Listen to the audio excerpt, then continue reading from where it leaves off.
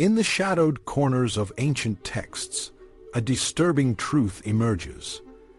God, the supreme being, the creator of all, often behaves in ways that challenge the very foundations of morality and human understanding.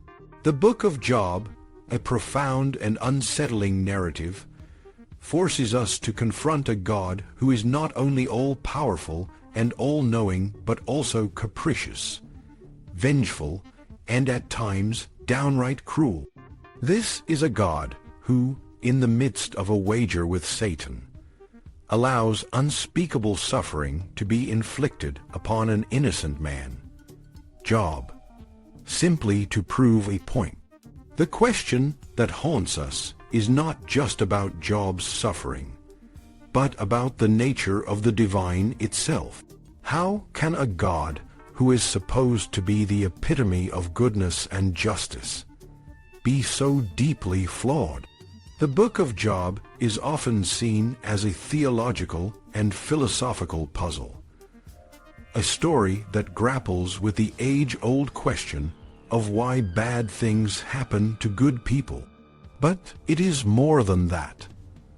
It is a narrative that reveals the complexities and contradictions within the divine.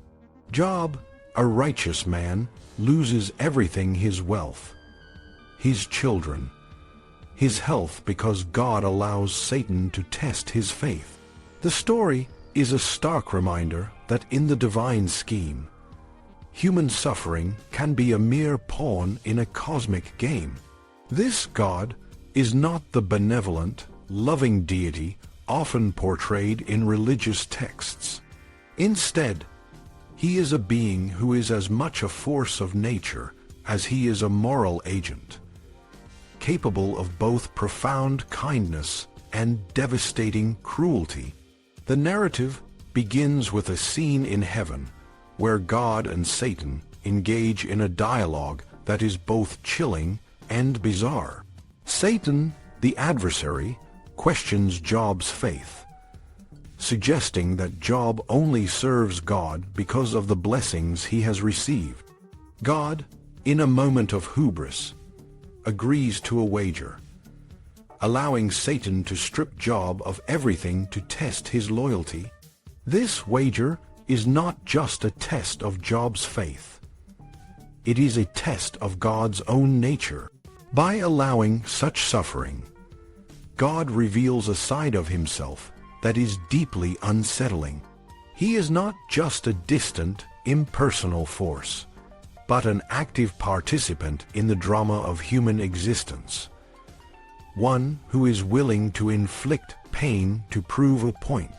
Job's response to his suffering is a testament to his character. Despite his trials, he does not curse God or abandon his faith. Instead, he seeks answers, demanding to know why he is being punished.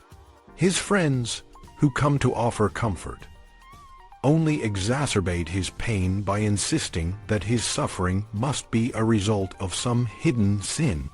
Job, however, remains steadfast in his belief that he is innocent.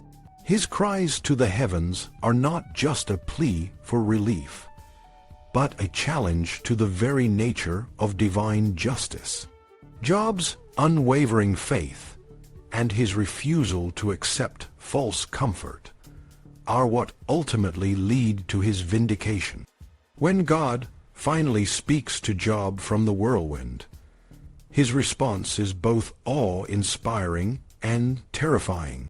God does not offer a direct answer to Job's questions. Instead, he presents a series of rhetorical questions that highlight the vast gulf between human understanding and divine wisdom. Where were you when I laid the foundations of the earth? God asks, have you commanded the morning since your days began, and caused the dawn to know its place? These questions are not meant to provide clarity, but to underscore the futility of human questioning. God's response is a reminder that he is the ultimate authority, and his ways are beyond human comprehension. Yet, in this moment, something profound happens. God, who has been portrayed as an all-powerful and often distant figure, engages with Job in a way that is deeply personal. By acknowledging Job's suffering and vindicating his righteousness, God reveals a side of himself that is capable of empathy and justice. This is not a complete transformation of God's character, but it is a moment of recognition. God, through his interaction with Job, comes to understand the complexity of human existence and the depth of human suffering.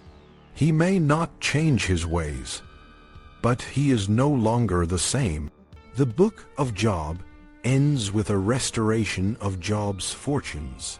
He is given new wealth, new children, and his health is restored. But the world is not the same. Job, and by extension, the reader, are left with a more nuanced and complex understanding of God. The God who emerges from this narrative is not just a being of absolute goodness, but one who is capable of both good and evil. This duality is not a contradiction, but a reflection of the complexity of the divine.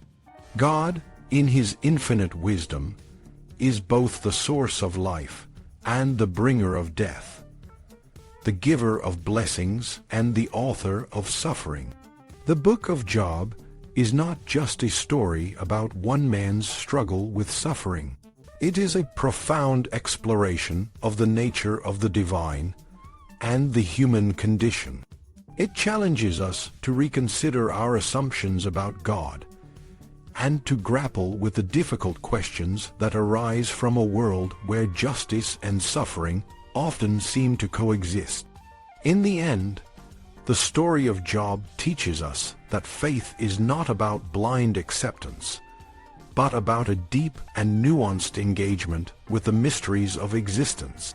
It is a story that invites us to ask hard questions and to seek answers, even if those answers are not always clear or comforting.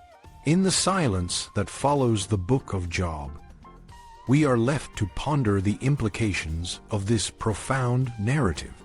God's silence is not a sign of absence, but a testament to the depth of his presence. The questions raised by Job's story continue to resonate, challenging us to think deeply about the nature of the divine and our place in the universe. The book of Job is a reminder that the journey of faith is not always easy, but it is always worth the struggle. In the end, it is not the answers we find, but the questions we ask that define our relationship with the divine.